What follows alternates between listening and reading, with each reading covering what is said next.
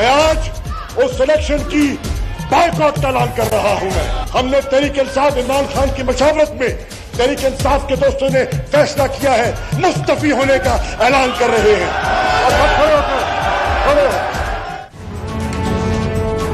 हुकूमत जो पीटीआई के ॿियो झटको।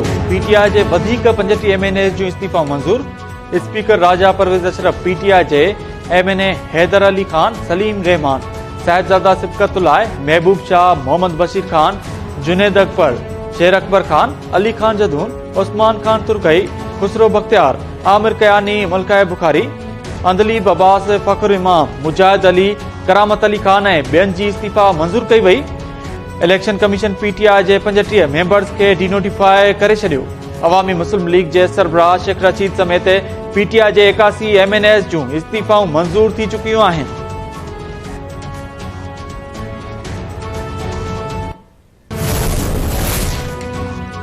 पीटीआई स्पीकर जे फैसले खे रद्द करे छॾियो। समूरनि एमएनएस जूं इस्तीफ़ाऊं मंज़ूर करण जो मुतालबो। शाह महमूद कुरैशी चयो आहे त रहियल एमएनएस जूं ॿिए इस्तीफ़ाऊं मंज़ूर कयूं वञनि। फवाद चौधरी चयो आहे त एस्टेब्लिशमेंट पॉलिसी ते नज़र करे हुकूमत खे घर मोकिलणु पाकिस्तान ऐं इदारनि जे मुफ़ाद में आहे।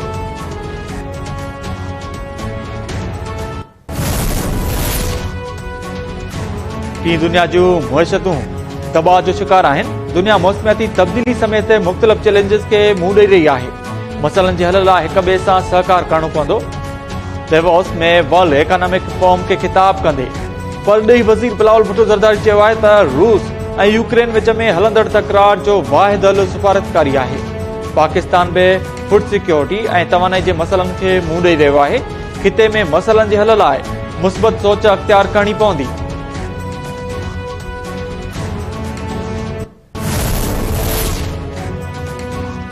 पाकिस्तान ऐं रूस तवानाई ज़राइत समेत मुख़्तलिफ़ मुआहिदनि ते सीड़पकारी करण समेत मुख़्तलिफ़ मुआहिदनि ते सयूं करे वरितियूं। पाकिस्तान ऐं विच में थियल मुआहिदनि जे मुदे में बि मार्च ताईं बात कई वई। रूस जे तवानाई वारे वज़ीर चयो आहे त मास्को पाकिस्तान में बरामद वारे सनत लॻाइण में सहकार कंदो। वफ़ाक़ी वज़ीर अयास सदिक़ चयो त मुआहिदनि सां ॿिन्ही मुल्कनि विच में लाॻापनि खे वधीक हथी मिलंदी। रूस सां पेट्रोल समेत ॿियनि शोबनि जे हवाले सां बि ॻाल्हियूं थियूं आहिनि।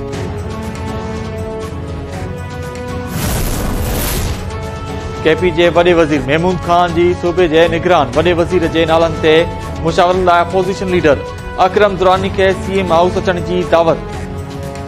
पंजाब में बि निगरान वॾे वज़ीर वारो मामलो अञा ताईं हल न थियो। वॾे वज़ीर परवेज़ इलाही चयो आहे त निगरान वॾे वज़ीर जे नामज़दगी ते सियासत कंदड़नि खे शर्म अचणु घुर्जे।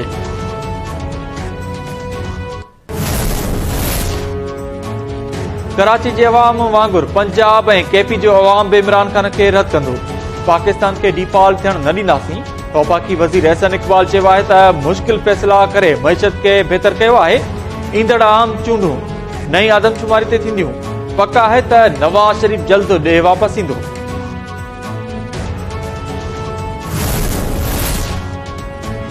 पाकिस्तान ऐं IMF विच में आयल डेडलॉक ख़त्म थियण जो इम्कान। पाकिस्तान IMF खे जाइज़ मिशन मोकिलण जी दरख़्वास्त करे छॾी। ज़रियनि जो चवणु आहे त नाणे वारी वज़ारत IMF खे ख़त लिखी मुआहिदे ते अमल जो जाइज़ो वठण लाइ जल्द मिशन मोकिलण जी दरख़्वास्त कई आहे।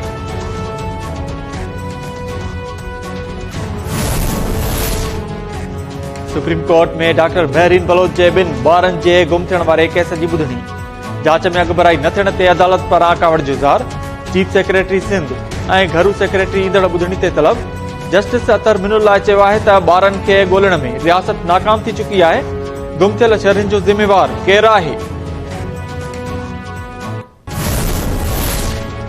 कराची में डीसी ऑफिस ते हमले केस में पीटीआई अॻवान अली ज़ैदी जी 28 जनवरी ताईं ज़मानत मंज़ूर।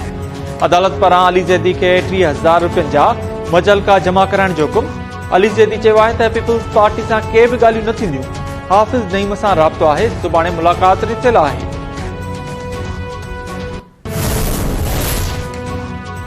सिंध में सेनेट जी ख़ाली थियल सीट ते पीपल्स पार्टी जो निसार खड़ो बिना मुक़ाबले कामयाब थी वियो। सेनेट सीट ते ॿियनि उम्मीदवारनि पारां फॉर्म वापसि वठण ते निसार खोड़ो बिना मुक़ाबले कामयाब थियो। पीटीआई जे फैसल वावड़ा जी इस्तीफ़ा सबबि सिंध में सेनेट जी सीट ख़ाली थी हुई।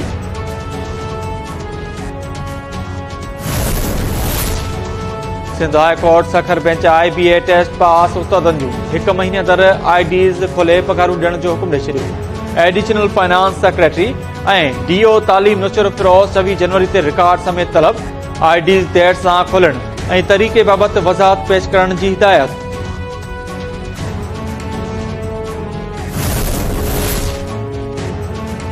सिंध समेत समूरे मुल्क में थधि बरक़रार। मथां इलाइक़नि ऐं बलूचिस्तान जे बर्फ़बारी जो सिलसिलो जारी। बलूचिस्तान जे केतिरनि इलाइक़नि में बर्फ़बारी बाद थधि वधण सबबि ज़िंदगी मफ़लूज बणिजी वई। शहरी घरनि ताईं महदूद। सिंध में बि थधि जो ज़ोर बरक़रार। ॿोॾि मुतासिरनि जा अहिंज बि वधी विया।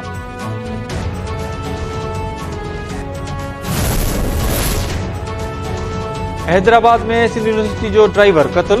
ड्राइवर गुलाम अली हैदराबाद में बस बिहारे हेठि लथो त हथियारबंदनि खेसि गोलियूं हयूं। लाश अस्पताल मुंतकिल। ड्राइवर जे क़त्ल वाक़े खिलाफ़ हैदराबाद में धरणो। जवाबदार गिरफ़्तार करण जो मुतालबो। वॾे वज़ीर मुराद अली शाह वाक़े जो नोटिस वरितो, रिपोर्ट तलब।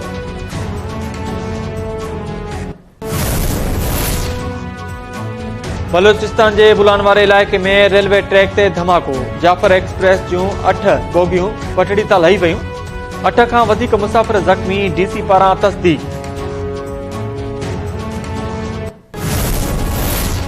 पैरामेडिकल अमले पारां रिस्क अलाउंस ऐं ॿियनि मुतालबनि जी मंशताल आहे। मुख़्तलिफ़ शहरनि में मुज़ाहिरा ऐं धरना।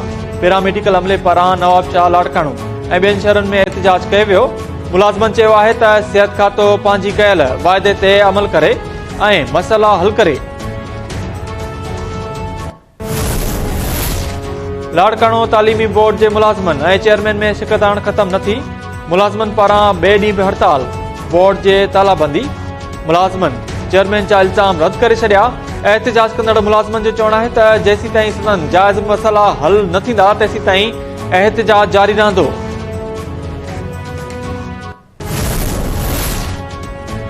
दादू में ॿीहर गणप दौरान हारायल आज़ाद उम्मीदवार जे हामिन जो इंडस हाईवे ते धरणो। ट्रैफ़िक मुअतल। आज़ाद उम्मीदवार धायो त UC मुशाइक़ ते चेयरमैन जी सीट ते कामयाब थियुसि। ॿीहर गणप कराए धांधली ज़रिए PP उम्मीदवार खे खटाए वियो आहे। नोटिस वठी इंसाफ़ कयो वञे।